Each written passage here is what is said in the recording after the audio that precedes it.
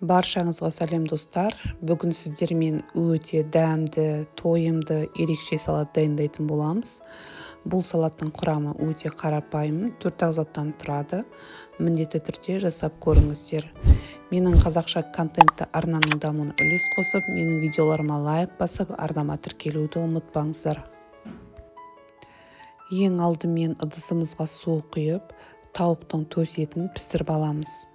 Бетін жауып 30 минут қайнатамыз. Тауықтың еті піскенше жұмыртқадан құймақ дайындаймыз. Ол үшін таза ыдысқа 4 жұмыртқамызды жарып аламыз. Қара бұрыш, тұз, ұн, крахмалымызды салып, жақсылап араластырамыз. Барлық қажетті заттардың мөлшерін видеоның астына қалдыратын боламын.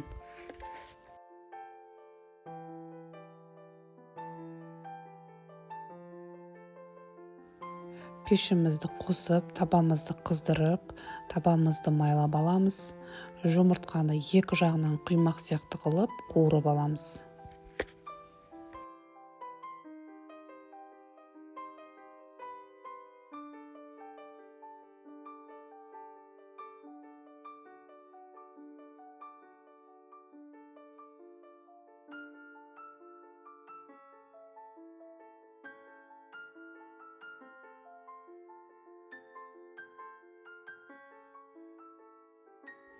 Орташа көлемдегі пиязымызды турап аламыз.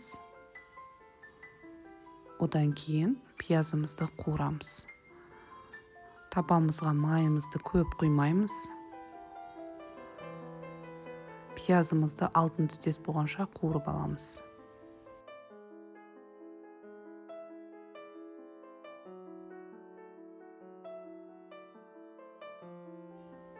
Суығаннан кейін жұмыртқаны видеода көрсетілгендей орап, жіңішке қылып тураймыз.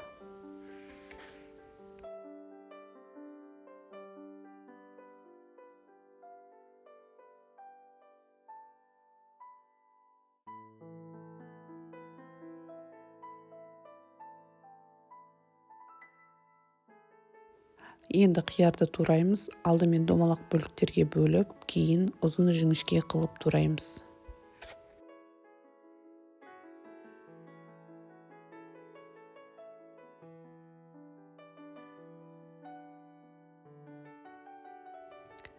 Тауық еті суығаннан кейін қолымызбен жіңішке бөліктерге бөлеміз.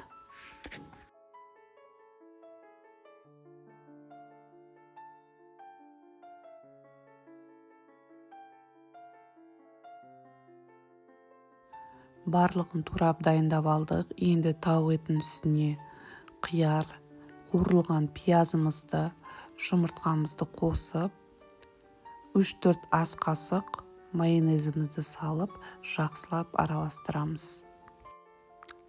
Бұл жерде өзім жасаған майонезді қолданып жатырмын. Майонездің рецептін көрем десеңіздер, менің арнама кіріп көрсеңіздер болады.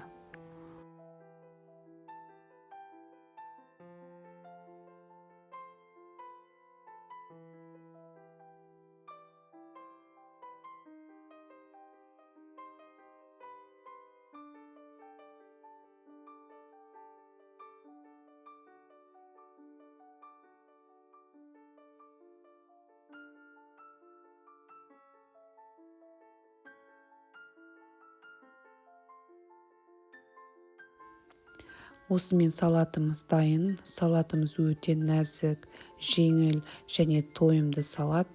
Үйдегі жақындарыңызға немесе қонақ күткенде дайындасаңыздар болады. Видеоның соңына дейін қарағандарыңызға рахмет. Менің каналыма тіркеліп, лайк басып, пікірлеріңізді қалдыруды ұмытпаңыздар.